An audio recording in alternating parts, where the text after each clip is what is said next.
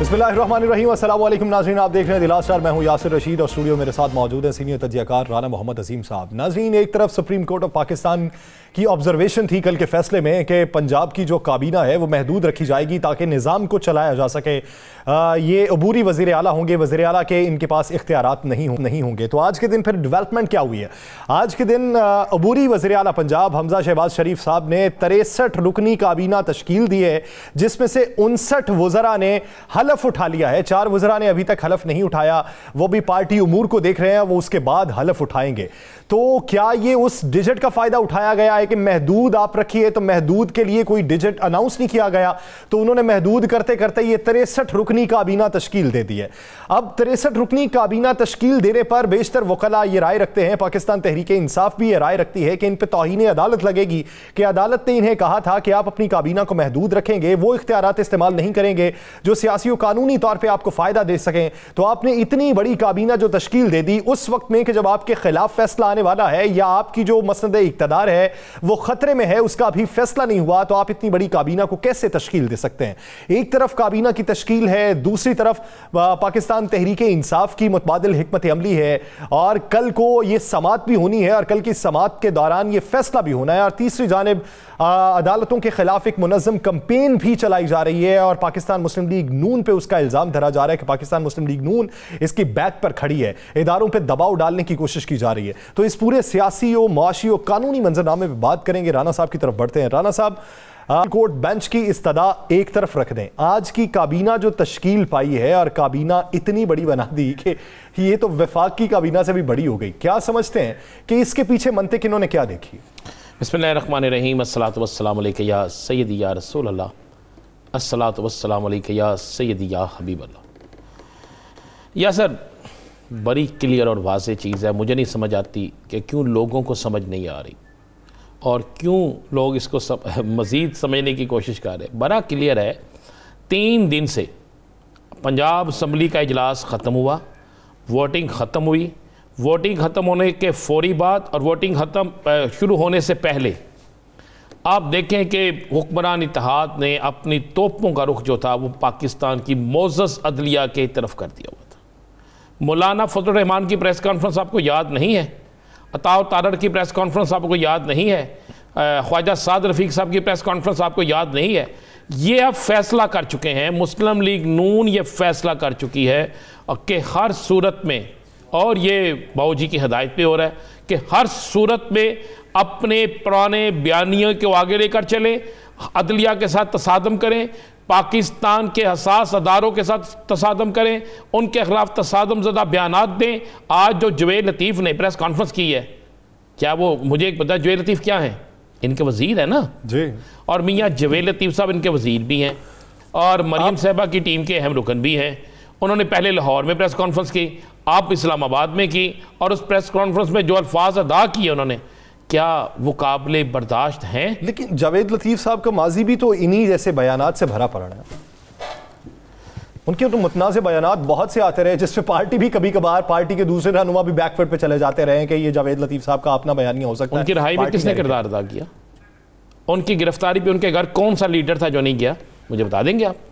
या सर, आप तो बिल्कुल वो बात कह रहे हैं कि जो मुस्लिम लीग नून के कारकुन करते हैं। मेरे भाई, उनके गिरफ्तारी पर मरियम से लेकर शहबाज शरीफ, हमजा साहब से लेकर साद रफ़ीक, कौन सा बंदा है जो उनके घर नहीं गया? अगर उनके उस बयान से तल्लक नहीं था, अगर उनका उन चीज़ों से तल्लक नहीं था, तो पार्टी उन्हें पार्टी से फारिग करती, पार्टी उन्हें अपनी पार्टी से बाहर निकालती। या फिर आप ये समझते हैं कि फिर जावेद लतीफ़ साहब या उन जैसे 1-2 और वज़रा हैं, ये इन्हें 1-2 वज़रा नहीं है, फ्रंट फुट पे इसलिए लाया जा रहा है कि नैरेटिव शहबाज शरीफ साहब का किल करना है? नहीं, ना शहबाज शरीफ साहब का नैरेटिव किल करना है। मैं आपको क्लियर और साफ कह दूं, अब अदारों के ख़िलाफ़ खुलकर बोलने का टारगेट दे दिया गया है, उस टारगेट पे काम शुरू हो गया है। इन्होंने कहा कि मैं आपको ख़बर देता हूँ ना, ख़बर तो ये है कि इनके पास इतला ये कि जनाब हम पंजाब में भी गए, हम बाकी जगहों पे भी गए, ये जो सिंध के इलेक्शन मुलतवी हुए हैं ये कोई बारिशों की वजह से हुए हैं? कभी बारिशों की वजह से इलेक्शन मुलतवी होते और इतना लंबा जाता है? ये सारा पीपल्स पार्टी इनको पता चल गया कि तहरीक इंसाफ इन्हें ले दे गई है और इमरान खान का बयानिया चल गया है, जिसके बाद ये अपना दोबारा उसी बयानिए पे आ गया है, जिस बयानिए पे इन्हें नज़र आ रहा है कि हम ये बयानिया इस्तेमाल करेंगे तो शायद जीत जाएंगे। या सर मैं इनकी मिसाल दूँ, एक लतीफ़ा सुनाऊँ आपको, छोटा सा लतीफ़ा, वो इनके लिए मिसाल है। वो एक शख्स ना और एक तोते, वो तोते और मर्द वाला पता है ना आपको, वो जो ये रोस्टर्स को चले लोग भी सुन लेना, उड़ना आंदा होता तो फिर गल करदा ना। तो वो एक एयर होस्टेस को एक गालियाँ निकाल रहा होता है ना तोता, तो दूसरा आप बंदर लगा लें या कोई और लगा लें, वो भी गालियाँ निकालना शुरू कर देता है, तो एयर होस्टेस दोनों को पकड़ती है, बाहर के जहाज़ से बाहर फेंक देती है। तोते को उड़ना आता है, तोता उड़ना शुरू कर देता है। दूसरा जो होता है तोता उसे कहना पुत्र तुम उड़ना तो नहीं सुना आंदा, उड़ना आंदा हो तो हजे काम करी देने। तो ये अब अगर आप ये कहें कि इनका ये बयानिया जीतेगा, अगर आप ये कहें कि इनका बयानिया चल जाएगा, अगर आप ये कहें कि इनका बयानिया इनको तकवीत देगा, अब नहीं देगा, वक्त गुजर गया है। अब इनको पता चल गया है कि ये जिस इक़्तिदार के कुएं में कूदे हैं मज़े लेने के लिए, वो इक़्तिदार का कुआं जो है इतना गहरा है कि इनके इक़्तिदार के साथ साथ इनकी सियासत को भी वो डुबो देगा, ख़त्म हो जाएगा। तो अब ये बाकायदा प्लानिंग के तहत हुआ है। आप गौर करें कि आज़म नज़ीर तारड़ साहब और बाकी लोग कह रहे हैं जी हमें तो पता ही नहीं कि जवेल लतीफ़ ने क्या कहा है, हमें तमाम मीडिया उस पर चला रहा है, मीडिया पे वो चीज़ें चल रही हैं सर, और उन्हें पता ही नहीं। और जिस हुकूमत के लोग में बैठे हैं वज़रा को ये नहीं पता ये मुमकिन है, क्या ये मुमकिन है? ये मुमकिन नहीं है। मरियम साहिबा की कल का ट्वीट, जवेल लतीफ़ साहब की आज की, ख्वाजा साद रफ़ीक साहब की कल की तकरीर, ये सारी चीज़ें, क्या आप ये समझते हैं कि अभी भी वो ट्रेंड चलेगा गुड कॉप और बैड कॉप वाला, या सबका सब नैरेटिव एक ही होगा? नहीं, मैंने तो कहा कि ये जो मैंने आपको जहाज़ वाली बात बताई है ये वही होगा। अगर आप ये डूब जाएंगे, यासर मैं आपको बता रहा हूँ ये डूब जाएंगे, ये नहीं बच रहे। इससे ज्यादा और क्या डूबना है? अभी मजीद डूबना है। यार मुझे एक बात बताएं, आप पीटीआई को फेल करने के लिए लिबर्टी चौक में जाते हैं, हुकूमती ज़राए आपके पास हैं, हर चीज़ आपके पास है, आप अल्लाह रखा पेप्सी को स्टेज पे चढ़ा देते हैं। यार क्या कर रहे हैं आप? कौम यहाँ पे रो रही है, कौम मर रही है कि डॉलर महंगा हो गया है, कौम रो रही है कि खाने को पैसे नहीं है, लोगों के घरों में फाके पड़े हुए हैं, और आप अल्लाह रखा पेप्सी को स्टेज पे चढ़ा रहे हैं। आप फनकारों की बड़ी इज्जत है, लेकिन आप देख के वक्त कौन सा है और आप लिबर्टी चौक में करा रहे हैं। यानी इसका मतलब है आप यौम तशक्कुर भी नहीं मनाने गए, यौम यकजहती ये होता है कि इनके कायदीन के साथ वहां पे जमे गफीर होता, वहां पे पता लगता है सदीक ट्रेड सेंटर भी बंद है, वहां से लेकर कलमा चौक तक लोग मौजूद हैं, 0 पॉइंट तक लोग मौजूद हैं, दूसरी तरफ पता लगता है फरदौस मार्केट तक लोग हैं। आपको तो यार आप तो चारों तरफ ट्रैफिक भी खुली रही, और आप वहां पे कर क्या रहे हैं? आप वहां पे अल्लाह रखा पेप्सी को स्टेज पे चढ़ा के आप उससे कॉमेडी करा रहे हैं। ये होता है। अब वहां कौम का मजाक उड़ा रहे हैं आपने कोई काम नहीं किया। आपने कहा 100 यूनिट बिजली हुई ऐलान, आपने कहा कि बिजली सस्ती, जनाब 25 यूनिट पे 4000 रुपये बिल आ रहा है, लोगों को आपने फाकों पे रख दिया है, और आप म्यूजिकल प्रोग्राम करा रहे हैं। आप वहाँ पे फलां कर रहे, पहले आप कहते थे ये पीटीआई के प्रोग्राम में ये होता है, और भाई पीटीआई वाले तो तराना लगाते थे, उनका तराना आपका भी तराना है, मियाँ जो आए लगाए ना वहाँ पे, आप वहाँ पे फनकारों को लेके पहुँच गए। आप पाकिस्तानी कौम का मजाक उड़ा रही है। सर इन्होंने पाकिस्तान के अंदर वो माहौल पैदा करने जा रहे हैं कि जो किसी के हाथ में कुछ नहीं आएगा। मैं आपको ख़बर दे दूं, मुझे मेरे ज़राए कह रहे हैं कि जो हालात पैदा हो रहे हैं वो इंतहाई खौफनाक हालात पैदा हो रहे हैं, और अगर ऐसे हालात पैदा हो गए तो फिर किसी के हाथ कुछ नहीं आना। और मैं आपको एक और ख़बर दे दूँ, डेमोक्रेट जो गवर्नमेंट है वो बनेगी, टेक्नोक्रेट और डेमोक्रेट ये दोनों मिल गई आप कर लें। उसके बाद मैं आपको एक और दे दूँ, कल बड़ा खौफनाक मंसूबा बना हुआ है अदलिया के अंदर। क्या करना है इन्होंने? कल इनके लोगों ने खदशा जाहिर किया जा रहा है कि अदलिया पर इल्ज़ाम लगाना है, मोअज़्ज़ज़ अदलिया पर, कि आपका तल्लक आप पीटीआई के जजेस हैं।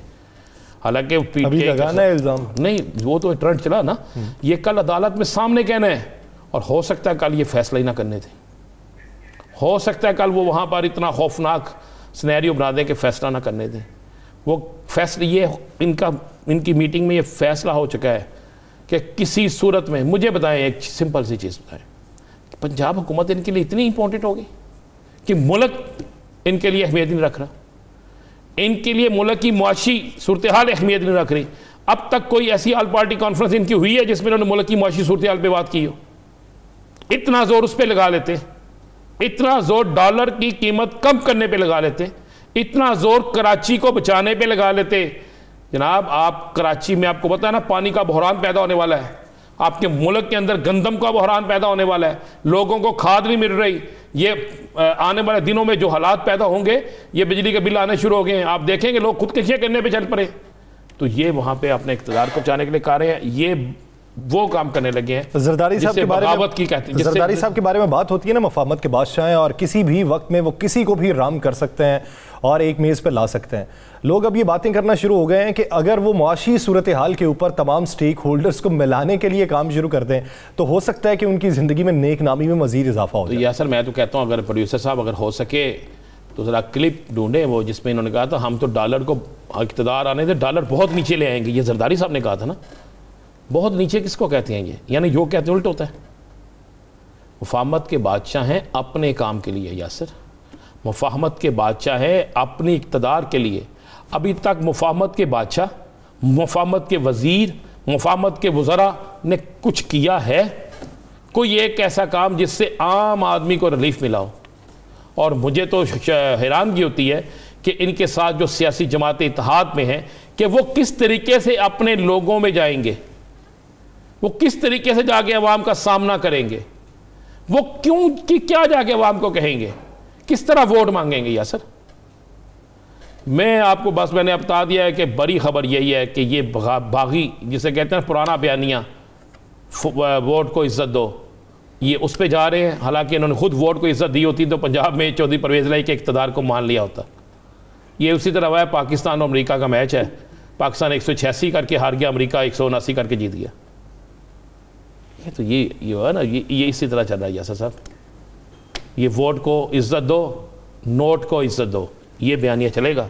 मैं आपको बता दूं कल सुप्रीम कोर्ट में अगर आप समझते हैं कि ये बयानिया चलेगा तो कल जो सुप्रीम कोर्ट के खिलाफ खौफनाक साजिश अंदर होनी है, वहाँ पे नारेबाजी की सूरत में, वहाँ पर पटिशनर की चीखो पुकार की सूरत में, वहाँ प्रेशराइज करने की सूरत में, तो आप वो भी देख लेंगे। अब तो इम्तिहान है पाकिस्तान। चले ये बता देना कि फिर ये जो बयानिया है, ये जो अब तब्दील करने जा रहे हैं, इसका दौरानिया कितना होगा, यानी किस टर्म तक ये बयानिया ये अपनाया जाएगा? मेरा ख्याल है ये अक्टूबर से पहले पहले ये बयानिया दफन हो जाएगा।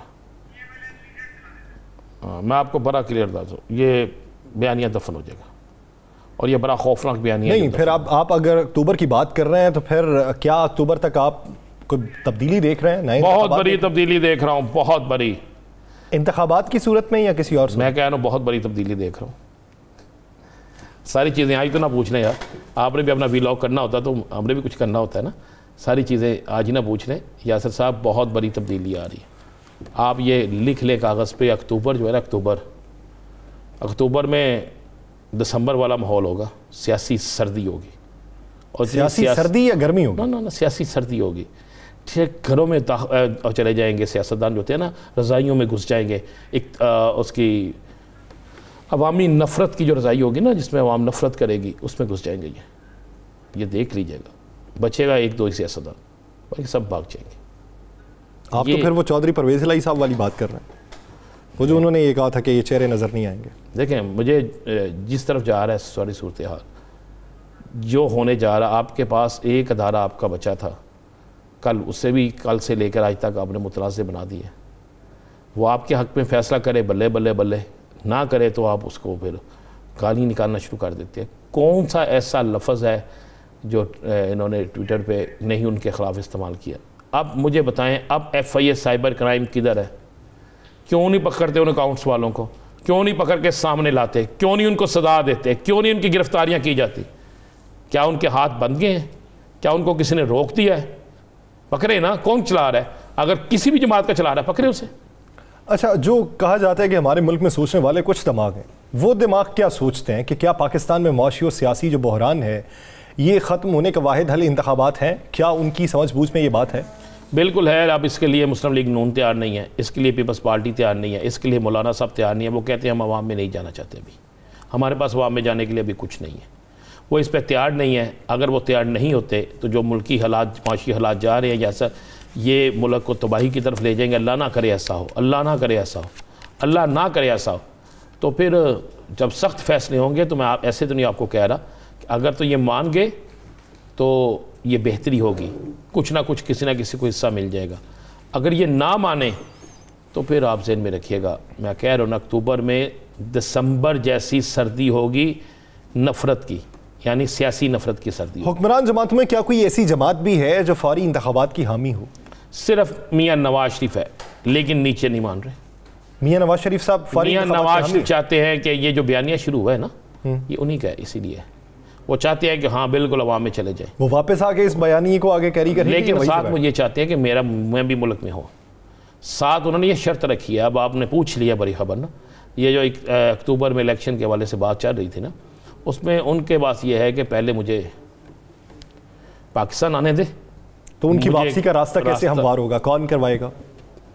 जो सारा कुछ करवाएंगे वो करवा देंगे। यहाँ पर कौन सी चीज़ मुमकिन और नामुमकिन है? कुछ चीज़ ऐसी जो आपको इशारे दिखाई देते हैं उनकी वापसी के?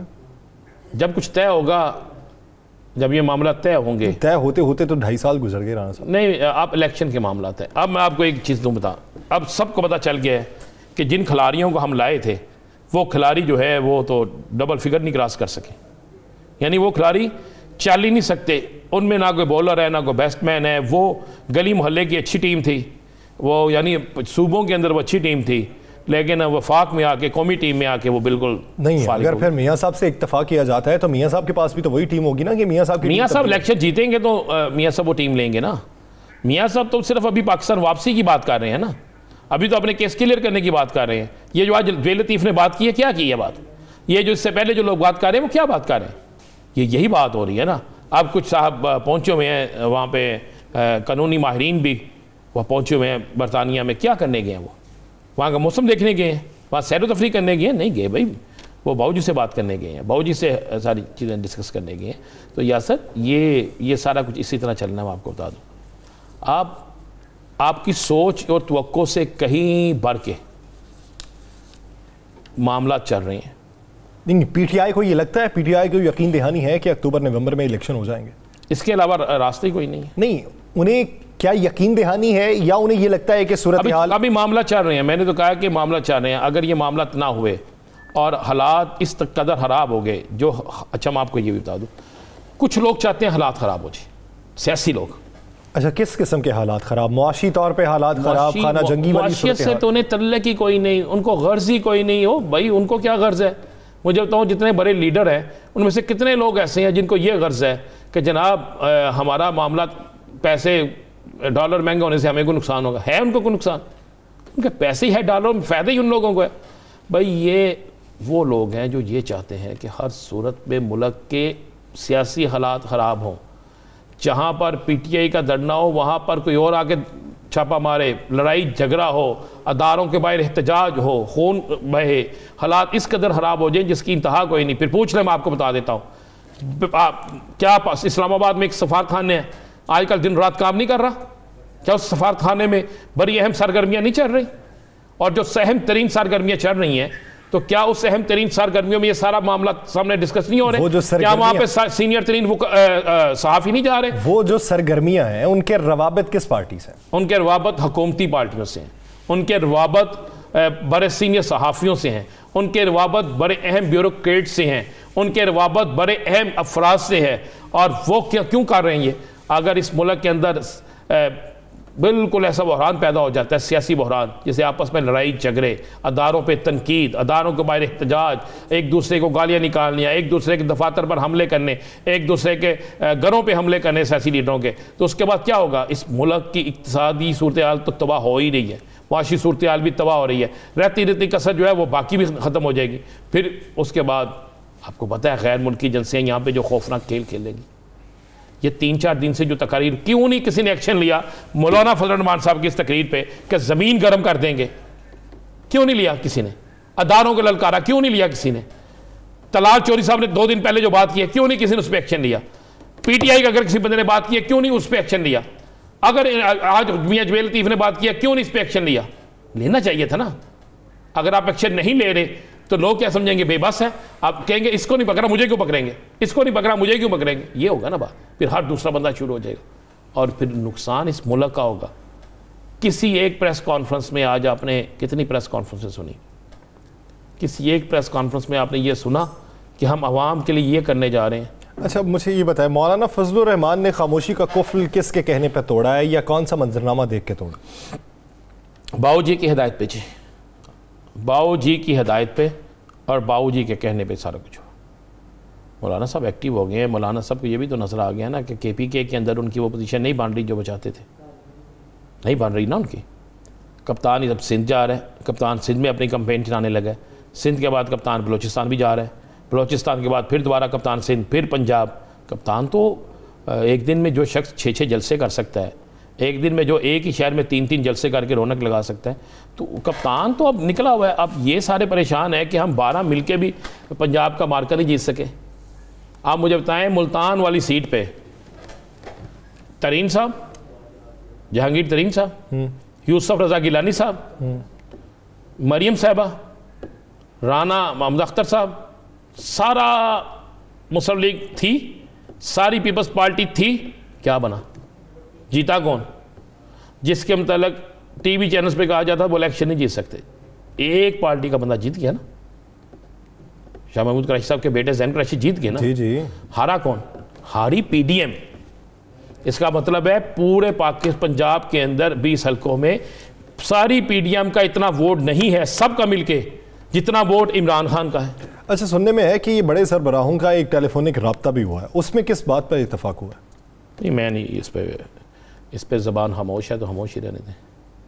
मैंने आपसे कहा अक्टूबर का इंतज़ार करें।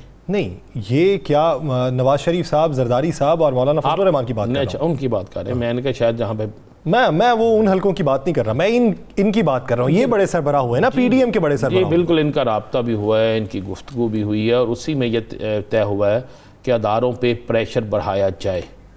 उसी में यह तय हुआ है कि अदारों को बैक फुट पे ले जाया जाए। क्या पीपल्स पार्टी उसमें पूरा हक अदा करेगी? नहीं, पीपल्स पार्टी, देखें, पीपल्स पार्टी हक अदा नहीं करेगी, पीपल्स पार्टी इनके साथ खेलेगी। देखिए, आइंदा इलेक्शन में पीपल्स पार्टी नून लीग के साथ नहीं है। पीपल्स पार्टी ये चाहेगी कि इक़्तिदार बचा रहे ताकि सिंध भी कायम रहे। सिंध की हुकूमत उनके पास होगी तो बल्दियाती इंतखाबात का दूसरा मरहले में उन्हें कुछ मिलेगा। तो पीपल्स पार्टी तो इनको खिला रही है।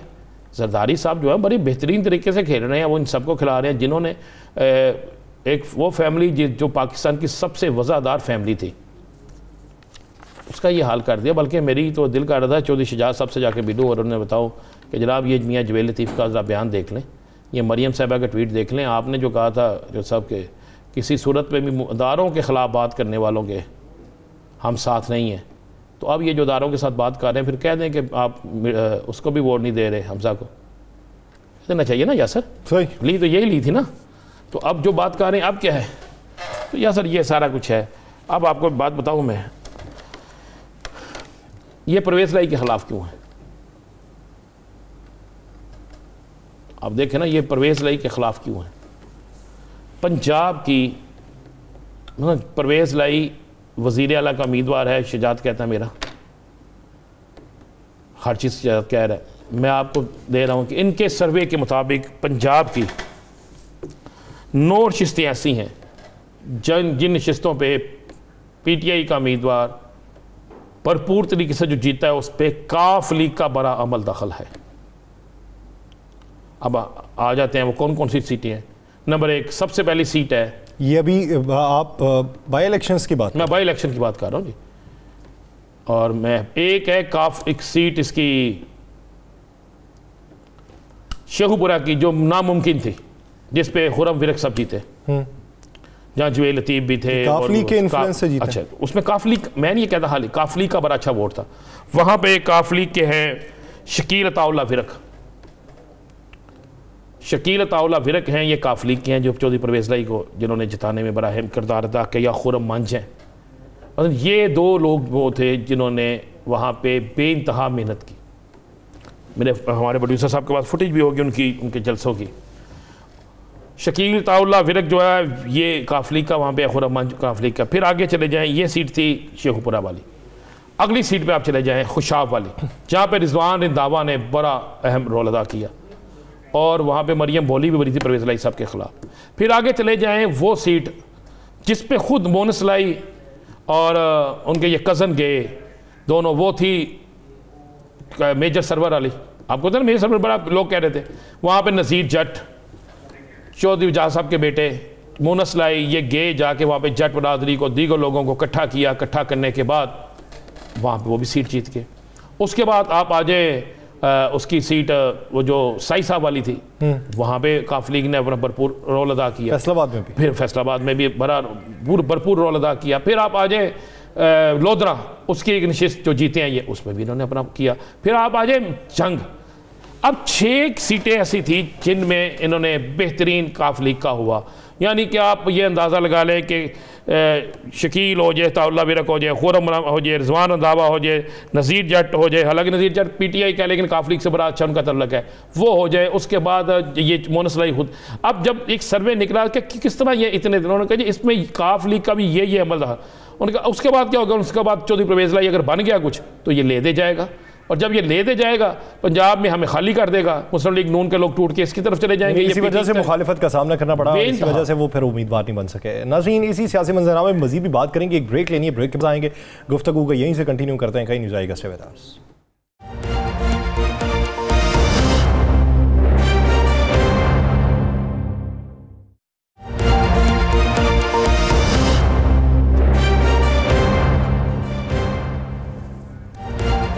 ब्रेक के बाद खुशामदीद। नाज़रीन, एक तरफ कल समात होने वाली है तो दूसरी तरफ एक जो कैंपेन मुनज़्ज़म चलाई जा रही है सोशल मीडिया के ऊपर, उस पर बहुत सा हिजान बरपा है। एक तरफ तशवीश की लहर मुब्तला है और दूसरी तरफ सूरत हाल ये है कि सियासी माहिरीन जो हैं वो ये राय रखते हैं कि बात हो सकती है, आप किसी पे भी बात कर सकते हैं। दूसरी तरफ कानूनी माहिरीन ये राय रखते हैं कि अगर आपने बात करनी है तो फिर वो कानून ही ख़त्म कर दीजिए जो तौहीन अदालत के ज़ुमरे में आता है।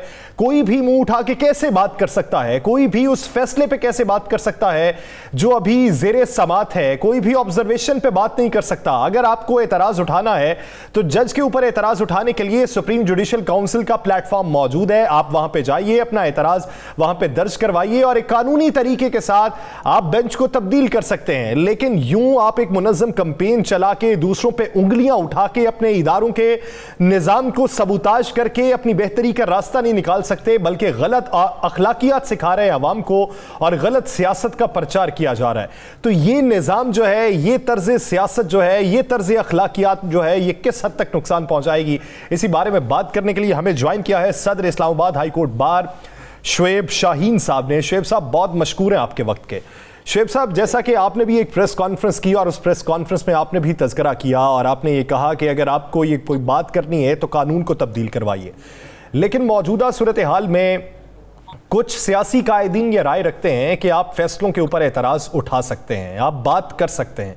आप क्या समझते हैं कि दायरा कार क्या होना चाहिए, हुदूद व क़यूद क्या होनी चाहिए कि जिससे बाहर जाके कोई बात ना कर सके? देखिए, पहली बात तो ये, जैसे आपने फरमाया कि फैसलों के ऊपर आप बात कर सकते हैं, और वो भी नेगेटिव तनकीद नहीं, आपने मस्बत तनकीद कर सकते हैं, आपको बात करने का हक है, उसके तमाम पहलू को डिस्कस कर सकते हैं। लेकिन फैसला तो अभी आया ही नहीं है। बदनीयती इनकी ये है कि फैसला तो जो ऑलरेडी आया है 63A पे, वो फाइनलिटी इख्तियार कर गया। कासिम सूरी की जजमेंट पे फैसला आया, वो फाइनलिटी इख्तियार कर गया। कल तो आप इन्हीं जजेस की बड़ी तारीफ कर रहे थे। बात यह है कि आप जजमेंट पे बात कर सकते हो, फैसले पे बात कर सकते हो, जजेस पे बात नहीं कर सकते। जजेस को मतून और तज़हीक का निशाना नहीं बना सकते। आप मुल्क पहले ही अनार्की का शिकार है, पोलराइजेशन का शिकार है। जमहूरी ताकतों को ये चाहिए कि ये एक ही वाहिद गैर मुतनाज़ा इदारा बच गया है, वो है अदलिया। खुदा के लिए उसके तहफ़्फ़ुज़ की कोशिश करें। आइन के आर्टिकल 204 ये कहता है कि अदलिया के खिलाफ बात नहीं करेंगे, अगर करेंगे तो वो कंटेम्प्ट होगी। कंटेम्प्ट ऑफ कोर्ट ऑर्डिनेंस है 2003, उस पर बात नहीं करेंगे। आप किस तरह का रवैया रख रहे हैं? और जमहूरी, देखें, 3 बातें हैं। एक है आइन की तशरीह, एक है सुप्रीम कोर्ट की ऑलरेडी जो जजमेंट आ चुकी है उसकी तशरीह, तीसरी है जमहूरी तर्ज अमल। जमहूरी तर्ज अमल को अगर आप देखें, 186 वोट लेने वाले को आप कहते हो वो नहीं इलेक्ट हुआ, 179 वोट वाला इलेक्ट हो गया। How it is possible? दूसरी तरफ आप आए आइन की तशरीह के लिए। आइन की तशरीह कल आपको सारा दिन कोर्ट ने टाइम दिया कि जी आप 63A पढ़ के बता दें कहाँ से आप प्रोविजन ले रहे हैं। फिर 63A की प्रेसिडेंशियल रेफरेंस पे और सुप्रीम कोर्ट के अपने 184(3) की प्रोसीडिंग्स में ये फैसला दे चुकी है कि जो पार्लिमानी हेड है वो उसमें प्रोसीड करेगा। क्वेश्चन ये आता है कि उन्होंने कल तो आपको सारा दिन दिया कि जी आप हमारी जजमेंट की कोई एक प्रोविजन पढ़ दें जिसको आप सपोर्ट ले रहे हो। और दूसरी बात जो ये फरमा रहे हैं, जो आज बदनीयती पे मबनी इनके खिलाफ, जजेस के खिलाफ तौहीन आमेज और तज़हीक आमेज गुफ्तगू कर रहे हैं, उनसे पूछा जाए कि भाई आपके वकील मौजूद हैं, आपने जो कहना है अदालत में दरखास्त के जरिए पेश कर दें। आपने जो बात करनी है, आखिर आइन की तशरीह किसने करनी है? वजारत उज़्मा सुप्रीम कोर्ट ने करनी है। अगर वजारत आला वजारत उज़्मा के ऊपर कोई भी एतराज आएगा, सुनने में आ रहा है कि कल पूरा वहाँ पे कोई ड्रामा होने जा रहा है सुप्रीम कोर्ट में, कोई सुप्रीम कोर्ट के मौजूद जजेस के सामने कोई सख्त अल्फाज इस्तेमाल किए जाएंगे, उन्हें प्रेशराइज किया जाएगा। तो ये देखिए राना साहब, बात यह है कि सुप्रीम कोर्ट माशाल्लाह जस्टिस उमरता बंदियाल साहब की सरबराही में बहुत मजबूत आसाब की मालिक है। वो इंतहाई कॉम्पिटेंट, दयानतदार और बेहतरीन पर्सनैलिटी के शख्स हैं। वो ना किसी से मरूब होते हैं, ना किसी कमज़ोर आदमी को इसलिए दबाते हैं कि वो कमज़ोर है, ना किसी बड़े आदमी से मरूब होते हैं। उन्होंने फैसला करना है आइन और कानून के दायरे में। आइन और कानून अगर इजाज़त देता है उनको, रूलिंग अगर दुरुस्त है तो कॉन्स्टिट्यूशनल है तो उनके हक में फैसला आ जाएगा। आइन और कानून और जजमेंट की रोशनी में अगर रूलिंग गलत है तो अनकॉन्स्टिट्यूशनल डिक्लेयर हो जाएगी। अगर ये बदमाशी, दोस्त दांधली के ऊपर अगर उन्हें फैसले करने शुरू कर देंगे या प्रेशर डालना शुरू कर देंगे तो बात यह है कि माजी की रिवायात के तहत ये खुद खराब होंगे जिन्होंने सुप्रीम के ऊपर माजी में भी हमला किया था। आज अगर वो इस तरह हमलावर होने की कोशिश करेंगे तो नुकसान इदारों का तो होगा ही होगा, नुकसान जमहूरियत का होगा। शुएब साहब, आप ये देखिए कि अगर कोई फरीक मुद्दई फुल कोर्ट बेंच की इस्तदा करे या बेंच को तब्दील करने की इस्तदा करे, छोटे बेंच को लार्जर बेंच में तब्दील करने की इस्तदा करे, तो क्या ये भी कानूनी नुक्ता नज़र में तहफ़्फ़ुज़ात का इजहार होता है या फिर इसे किसी और मंतक में लिया जाता है? देखिए, पहली बात तो यह है कि आईनी और कानूनी तौर पर यह फैसला हो चुका है। फैसले के अमल दरामद की बात है। इस वक्त फैसला तो आर्टिकल 63A पे लार्जर बेंच ने कर दिया है और उसके ऊपर रिव्यू तक फाइल नहीं हुई।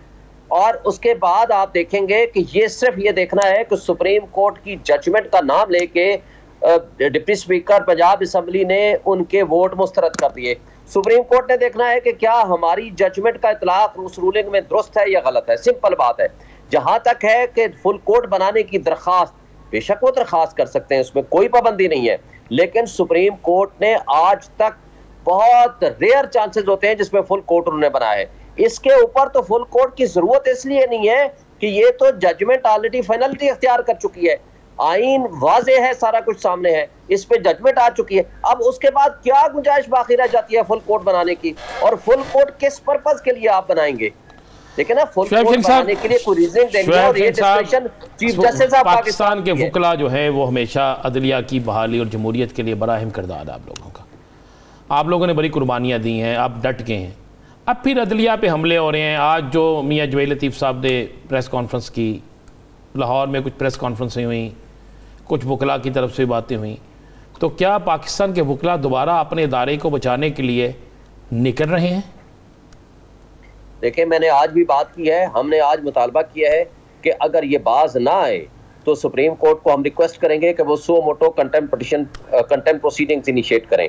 और अगर उसके बावजूद भी सुप्रीम कोर्ट ने कंटेम्प्ट प्रोसीडिंग्स ना की तो शायद फिर हम इस्लामाबाद हाई कोर्ट बार और हम वकला को इकट्ठा करके हम कंटेम्प्ट पिटीशन फाइल करेंगे इन लोगों के खिलाफ जो तौहीन अदालत कर रहे हैं, जो अदलिया की तज़हीक कर रहे हैं, जो अनकॉन्स्टिट्यूशनल एक्ट कर रहे हैं या जो वायलेशन ऑफ दी। अच्छा, आप गैर आईनी इक़दामात की बात भी कर रहे हैं, उस पर भी मेरा एक सवाल है। लेकिन शुएब साहब, आप ये देखिए कि अगर एक तरफ फुल कोर्ट बेंच बनाने की इस्तदा है और दूसरी तरफ महदूद काबीना बनाने की ऑब्जर्वेशन दी गई थी, अब उसके ऊपर 63 रुकनी काबीना अगर तश्कील दे दी जाती है तो क्या ये भी अदालती तौहीन के जुमरे में आएगी? देखिए, पहली बात तो यह है कि अगर कोई उन्होंने दरख्वास्त देनी है ना तो वो दरख्वास्त देंगे अदालत में, वो प्रेस कॉन्फ्रेंस के जरिए अदालत से इस्तदा नहीं करेंगे कि जी फुल कोर्ट बनाई जाए। इसलिए उनका जो भी है वो उसको जजमेंट के ऊपर केस में असरअंदाज होने की कोशिश कर रहे हैं। तो मैं समझता हूँ कि ये जो असरअंदाज होने की कोशिश कर रहे हैं ये इलीगल है, अनकॉन्स्टिट्यूशनल है। दूसरी बात ये है कि अगर वो दूसरा जो सवाल आपने फरमाया, दूसरा कौन सा सवाल था? 63 रुकनी काबीना तश्कील देने का, जबकि अदालत ने कहा था महदूद काबीना बनाएंगे आप। जी, कैबिनेट जो इतनी बड़ी बना दी है ये बिल्कुल violation of the judgement and order of the direction of the Supreme Court है। और मैं समझता हूं कि इस पे भी सुप्रीम कोर्ट को नोटिस लेना चाहिए। ये तो खुल्लम खुला खिलाफ वर्जी है डायरेक्शंस की, कोर्ट ऑर्डर्स की, और अपने अनकॉन्स्टिट्यूशनल एक्ट को मजीद वो फरोग दे रहे हैं और उसको बढ़ावा दे रहे हैं। मैं समझता हूँ कि ये सिर्फ और सिर्फ अपने आप को सियासी शहीद बनाने के लिए ये चाहते हैं कि कोर्ट कंटेम्प्ट ऑफ कोर्ट करे, प्रोसीडिंग इनके खिलाफ करे। आपको याद होगा पनामा केस जब आया था उस वक्त भी निहाल हाशमी को सजा हुई, तलाल को शायद हुई थी और एक दो बंदों को हुई थी, तो उस वक्त भी इन्होंने यही तर्ज अमल अडॉप्ट किया था। ये कोई तरीका नहीं है कि कोर्ट अगर आपके हक में फैसला करते तो वो बहुत जनाब उनकी तारीफ और तौसीफ के पुल बांध दिए जाएं, और कोर्ट अगर आपके खिलाफ फैसला करते तो आप इदारों को मलून और मतून करना शुरू कर दें। ये जमहूरी तर्ज अमल नहीं है, ये आईनी जो कल आपके नजर से गुजरी होगी कल मरियम साहबा की ट्वीट, जी मैंने देखी है, आप उसको क्या गलत है, मैंने उसको मुजम्मत की है। तो अब ऐसे ट्वीट्स के बाद तो बयानात आने शुरू हो गए ना। देखिए मैंने आज इसलिए इमरजेंसी हंगामी प्रेस कॉन्फ्रेंस की है और उसमें तमाम स्टेक होल्डर से बात की है, और मैंने ये भी कहा है कि जमहूरी ताकतें अपना रोल अदा करें और नया मिसाक जमहूरियत बनाएं और बैठें किसी एक डायलॉग पे आएँ, और जो मुल्क की पॉलिटिकल सिचुएशन और इकोनॉमिक कंडीशन होगी है दिवालिया के करीब आपने पहुंचा दिया है। इसका मतलब है कि ये जो तजर्बाकार लोग आए हैं तो ये तो मुल्क को की जड़ें खोखली करने के लिए आए हैं। इन तजर्बाकार लोगों का और कोई काम नहीं है, ये तजर्बा तो फिर इसलिए इसी में रखते हैं। तजर्बाकार लोगों ने 3 महीने में मुल्क का दिवालिया कर दिया, तजर्बाकार लोगों ने मुल्क में इतनी पोलराइजेशन क्रिएट कर दी, तजर्बाकार लोगों ने मुल्क में आकर के जमहूरी ताकतों को मजबूत करने की बजाय, जमहूरियत को मजबूत करने की बजाय उन्होंने आकर के जुल्म, तशद्दुद, धांधली ये सारे काम करने शुरू कर दिए। आपके सामने है। मैं कानूनी पहलुओं के ऊपर शेख साहब मजीद बात करना चाहता हूं। जी जी जी जी बिल्कुल, उस प्रोग्राम में भी आपने बड़ी खुलजुल के बात की थी। देखें आपका PUFJ के प्रोग्राम में मैंने खुल के बातें की थी, उसके बाद उन्होंने जो कुछ तर्ज अमल अडॉप्ट किया, जो मेरे वाले रिजीम चेंज के हवाले से जो प्रोग्राम हुआ था उस पर इमरान रियाज के खिलाफ FIR, अयाज अमीर पे तशद्दुद और समी इब्राहिम पे तशद्दुद, और जो कुछ जनरल खालिद नईम की पेंशन रोक दी गई, जो तर्ज अमल मैं समझता हूँ कि हमारे इदारे कर रहे हैं या हमारी हुकूमती मशीनरी कर रही है। जो राना सनाउल्लाह साहब ने, आपको याद होगा जिस तरह हमारे सैकड़ों की तादाद में वकीलों को पाबंद सलासल किया, उन पर तशद्दुद किया, इसी तरह उन्होंने पॉलिटिकल वर्कर्स पे तशद्दुद किया, इसी तरह जस्टिस नासिर जावेद इकबाल में घर में घुस गए इनके लोग, और वो जो चार दीवारी के तहफ़्फ़ुज़ को की बजाय उसको पामाली की है स्टेट इंस्टीट्यूशंस की तरफ से, स्टेट की तरफ से, स्टेट ऑर्गेनाइजेशंस की तरफ से, ये बहुत बड़ा जुल्म हुआ है, वायलेशन ऑफ कॉन्स्टिट्यूशन हुई है। तो ये जो कुछ तर्ज अमल हो रहा है ना, तो ये तर्ज अमल ये तबाही की तरफ लेके जाएगा। शेख साहब एक सवाल है, हमारे वफाकी वज़ीर कानून आज़म नज़ीर तारड़ साहब कोई 2018 के एक फैसले का हवाला दे रहे हैं कि उस वक्त तशरीह सुप्रीम कोर्ट ऑफ पाकिस्तान की तरफ से ये की गई थी कि पार्लिमानी लीडर की बजाय पार्टी हेड जो है उसमें पार्टी हेड का तज़किरा किया गया था कि पार्टी हेड की डायरेक्शन चलेगी। वो किस केस के फैसले का हवाला दे रहे हैं? देखिए आज़म नज़ीर तारड़ साहब पुरानी वो आयशा गुलालाई वाले शायद केस का रेफरेंस दे रहे हैं, लेकिन उनको ये याद नहीं रहा कि वो फैसला मर्ज हो गया है टू द फाइनल जजमेंट जो आज आया है, ये जो पिछले महीने आया है ऐसे आर्टिकल 63A के हवाले से। बात यह है कि ये लार्जर बेंच का फैसला है और इसने आइन की तशरीह कर दी है, और इस आइन की तशरीह की रोशनी में आप कहाँ जा रहे हैं? बात यह है कि अच्छा आपका मौक़िफ़ हो सकता है ना, आप आए अदालत में दें, एक पेंडिंग केस के ऊपर आपने जजेस को आपने सर पे उठा लिया। यार खुदा के लिए क्या जमहूरी तर्ज अमल है आपका? पेंडिंग मैटर है ना, आप आए, आप उस जजमेंट को ले आए, let the court should decide.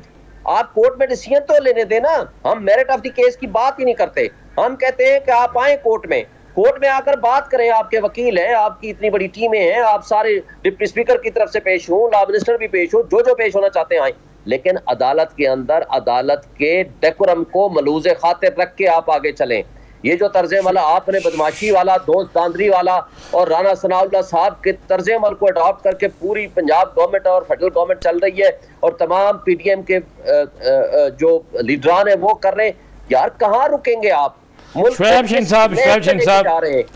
साहब जी, डिप्टी स्पीकर साहब को कल बुलाया गया, वो नहीं आए, हफ्ते वाले दिन बुलाया, नहीं पहुंचे। अगर वो सुबह भी नहीं पहुंचते तो फिर?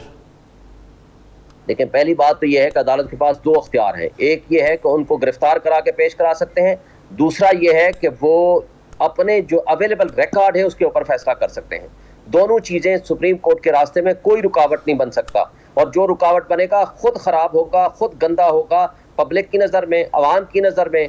फिर और दूसरा अदालतों की नज़र में भी, और अदालत तौहीन अदालत की प्रोसीडिंग्स खुद शुरू कर सकती है और उनके खिलाफ फैसला भी दे सकती है, उनको नाअहली का भी सामना करना पड़ सकता है और उनको चार्ज फ्रेम भी कर सकती है। इसलिए अदालत के पास पूरे अख्तियारात हैं, लेकिन बहुत नाइस और अच्छे इंसान हैं चीफ जस्टिस ऑफ पाकिस्तान। मेरा ख्याल है कि अगर वो रेस्ट्रेंट का मुजाहरा कर रहे हैं तो पार्टीज को, लोगों को, उनको भी उस तरह का भी मुजाहरा करना चाहिए। एक आखिरी सवाल शुएब साहब, क्या आपको कोई ऐसी कानूनी नज़ीर दिखाई देती है कि एक इलेक्शन हो चुका हो और उसमें कोई सुकम मौजूद हो और किसी वजह से वो दोबारा करने के अहकाम जारी हों और रन ऑफ इलेक्शन हो, तो रन ऑफ इलेक्शन के दौरान अगर कोई नई डायरेक्शन आती है तो उस पर अमल दरामद हो सकता है, या फिर पुरानी डायरेक्शन ही को फॉलो किया जाएगा? देखिए, पहली बात तो यह है कि ये रन ऑफ इलेक्शन था। रन ऑफ इलेक्शन में 2 ही पार्टीज थे, क्योंकि नया इलेक्शन नहीं था, 2 ही नुमाइंदे थे। 2 नुमाइंदों ने जिससे ज्यादा वोट लेने थे उसी ने इलेक्शन जीत जाना था। उसमें सिंपल मेजॉरिटी यानी वो 186 की कंडीशन भी नहीं थी, एक वोट का भी फर्क होता, जो ज्यादा वोट लेता वो जीत जाता। अब क्वेश्चन ये था कि ये सुप्रीम कोर्ट की डायरेक्शन की रोशनी में ये इलेक्शन हुआ है। सुप्रीम कोर्ट ने डेट भी तय की, टाइम भी तय किया और साथ ये डायरेक्शन दी कि उस दिन हर हाल में इलेक्शन होगा। लिहाजा वही पुरानी डायरेक्शन जो कोर्ट की है वही चलनी थी, वही लॉ, वही रूल, वही चीजें, सारी चीजें उस पर अमल दरामद होनी थी।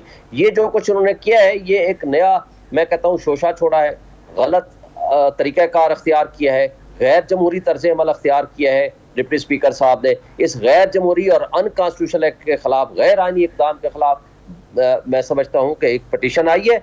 Let the court should decide. आप कोर्ट के सामने देखें, आप एक जिरगा भी बनाते हैं ना, जिरगा, उसका भी एहतराम करते हैं कि जी उनको फैसला करने दें। कोर्ट है, अदालत उज़्मा है, उसके पास आइन की तशरीह का अख्तियार है, उसके पास सुप्रीम कोर्ट की जजमेंट की तशरीह का अख्तियार है, उसके पास दोनों लोगों ने सरेंडर किया हुआ है। आपको 1 साल 1 महीने के लिए जो आपको वजीर आला का ओहदा दिया था एज ए ट्रस्टी, उस वक्त तो आपने बड़ी खुशियां मनाई थी, उस वक्त तो आपने कोई एतराज नहीं किया था। हालांकि उसमें कॉन्स्टिट्यूशन में कोई ऐसी प्रोविजन नहीं है। With the consent of the parties उन्होंने कहा कि ऐसा कोई सिस्टम ना आ जाए कि गवर्नेंस का निज़ाम ही बैठ जाए, तो उन्होंने मुल्क की को चलाने के लिए इनको अख्तियार दिया। लेकिन बात यह है कि आज आप जो तर्ज अमल अडॉप्ट कर रहे हैं, मैं समझता हूँ कि ये काबिल मुज़म्मत है, हम इसकी मुज़म्मत करते हैं। हम इंशाअल्लाह ताला इस अदलिया के साथ खड़े हैं। इस तर्ज अमल की मुज़म्मत होनी चाहिए। अगर आपके पास कोई मौक़िफ़ है, कोई एतराज़ात हैं, तो अदालत के सामने लेके आएँ और वहाँ पे अदालत फैसला करे कि क्या चीज़ सही है और क्या गलत है। बहुत शुक्रिया शुएब शाहीन साहब इस वक्त देने के लिए। नाज़रीन, दीगर इश्यूज़ पे बात करेंगे एक शॉर्ट ब्रेक के बाद, कहीं नहीं जाएगा, स्टे विद अस।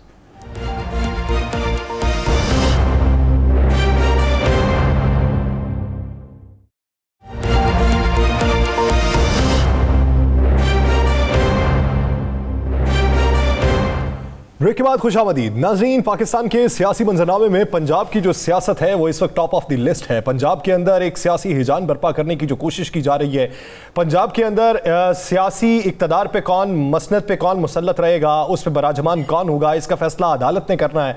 अदालती फैसलों के ऊपर जो बाज़गिश्त सुनाई दे रही है, पाकिस्तान तहरीक इंसाफ की इस पर हिकमत अमली क्या है? पाकिस्तान तहरीक इंसाफ के अगर हक में फैसला आता है तो फिर पंजाब की तब्दीली किस तनाजुर में होगी? इसी पर बात करने के लिए हमें ज्वाइन किया है पाकिस्तान तहरीक इंसाफ की सीनियर रहनुमा डॉक्टर यास्मीन राशिद साहिबा ने। डॉक्टर साहिबा, बहुत मशकूर है आपके वक्त के। डॉक्टर साहिबा, कल जो फैसला होने जा रहा है सुप्रीम कोर्ट ऑफ पाकिस्तान की जानिब से, उस पे आपकी प्ली बहुत ज़्यादा मजबूत है। क्या समझती हैं कि इस पे आपके मुखालिफ जो हैं, उन्होंने जो मौक़िफ़ अपना रखा है और जो तर्ज सियासत अपना रखा है, वो नुकसान पहुँचाएगा या फ़ायदा देगा उनको? देखिए, मेरा ख्याल है उनको तो नुकसान ही नुकसान है इन चीज़ों का। वजह यह है कि इस वक्त जमहूरियत की बात हो रही है, तो जमहूरियत के मुताबिक तो इलेक्शन अपना चौधरी परवेज इलाही जीत गए। वजह ये थी, एक सिंपल बात है, मैं तो आधी बातें करती हूँ ना, बहुत ज़्यादा लीगल काम। उनकी पार्टी में कैंडिडेट जो थे वो थे क्या कहते हैं, चौधरी परवेज इलाही। हमने तो बतौर अपनी पार्टी उनको सपोर्ट किया। अब मुझे समझ नहीं आ रही कि ये काम जो था, जब अदालत के सामने गया तो अदालत ने दोबारा कहा इन दोनों फरीकैन के दरमियान इलेक्शन होगी।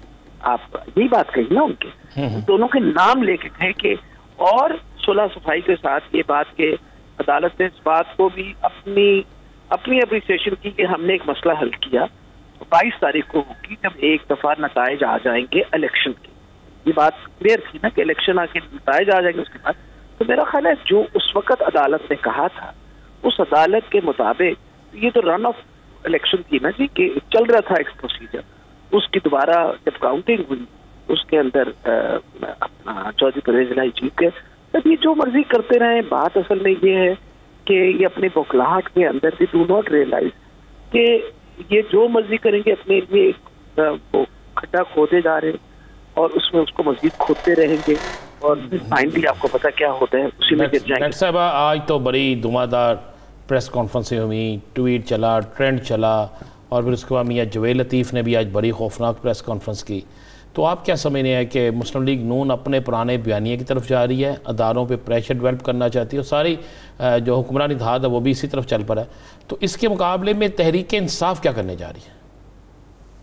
तहरीक इंसाफ तो अपने मौके से ही नहीं, अजीम साहब कभी हटी थी, हमने कुछ तब्दील किया अपना मौकफ? हमारा तो जो पहले दिन से मौकफ है वो मौकफ हमने कायम रखा हुआ है और हम सारे उसी मौकफ को सपोर्ट कर रहे हैं।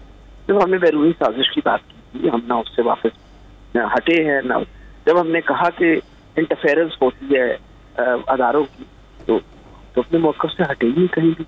और तभी हम बार बार अपीलें करते थे कि मेहरबानी करके सारे लोग जो है इंटरफेयर करना बंद कर दें। तो गलत बात तो नहीं कही थी ना। और आपके सामने है कि अब इलेक्शन जो है उसको जिस तरह हमने इलेक्शन लड़ा, इतनी मुखालफतों के बावजूद, इतनी हर किस्म की हेरा फेरी के बावजूद लोग इतने तादाद में निकले। कभी आपने सुना था कि 45% 50% टर्न आउट होगा जिमनी इलेक्शन के अंदर? इन लोगों को पता नहीं लोगों का गुस्सा कितना है। ये लोग इतने गुस्से में इस बात के, तो लोगों का मैंडेट है ना। लोग कहते हैं हमारा मैंडेट है, how can you take away your mandate? हमारा मैंडेट आप कैसे चोरी कर सकते हो? अच्छा डॉक्टर साहब, अगर पंजाब में मसनद इक़्तिदार मिल जाती है तो क्या फिर सूबे की सियासत को चलाएंगे, उमूर चलाएंगे, या फिर असम्बली तहलील करने की तरफ जाएंगे? ये मेरा ख्याल है बहुत प्रीमेच्योर अभी कोई बात करनी। वजह यह है कि जब एक दफा डिसीजन आ जाएगा और इंशाल्लाह हमारी हुकूमत बनेगी तो फिर खान साहब और हम सारे बैठ के जो हमारी core committee along with chief minister लाए अमल जो होगा वो उस पर बात होगी कि हमने आगे लाए अमल किस तरीके से करना है। और अल्लाह ताला खैर करेगा, जो होगा पाकिस्तान की बेहतरी के लिए किया जाएगा। डॉक्टर साहब, आप डिप्टी स्पीकर के खिलाफ अदम इत्मीनान ला रहे हैं, स्कोर तो पूरा 186 आपके पास। देखिए जी, हर हाल के मैं तो अगर आप मेरा वो पूछे ओपिनियन अपना पर्सनल बिल्कुल आना चाहिए। उसने जो जुल्म कल किया मुझे तो बहुत अफसोस हुआ था। जो बंदा इतना ज्यादा, क्योंकि मैं इस बात में बिलीव करता हूँ कि मैंने जस्टिस देनी है, तब को उनका कहना था कि इसलिए मैंने ये इलेक्शन इस तरह कराया। पहले गलत करवाया, फिर लोटों को पहले तुमने लोटों की वहां गिन ली, जब तुम्हारी मर्जी थी तो तुमने लोटे गिन लिए।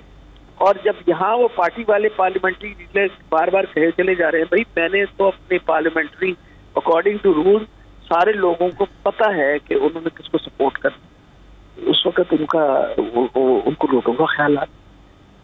मैं तो डॉक्टर साहब, किसी ने अज़राहे तफन्नुन की बात की कि जहाँ पे इतने कमरे होटल के अंदर करवा लिए थे वहाँ पे एक चौधरी शुजात साहब के लिए भी करवा लिया जाता। हो सकता है सूरत हाल इस न्याय तक न पहुँचती।